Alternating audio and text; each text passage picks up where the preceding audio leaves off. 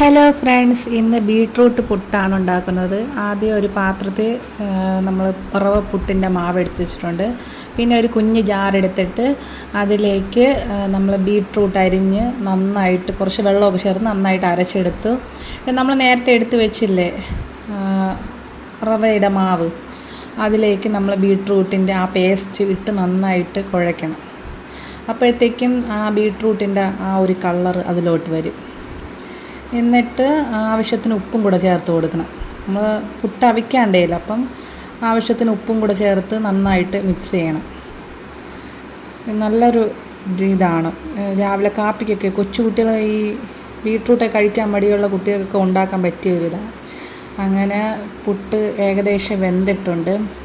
ഞാൻ പിന്നെ ഫ്ലെയിമൊക്കെ ഒന്ന് കുറച്ച് വെച്ചിട്ട് സെപ്പറേറ്റ് വേറൊരു പാത്രത്തിൽ പുട്ടിനെല്ലാം മാറ്റി വയ്ക്കുന്നു. എല്ലാം അടിപൊളിയായിട്ട് ആയിട്ടുണ്ട്.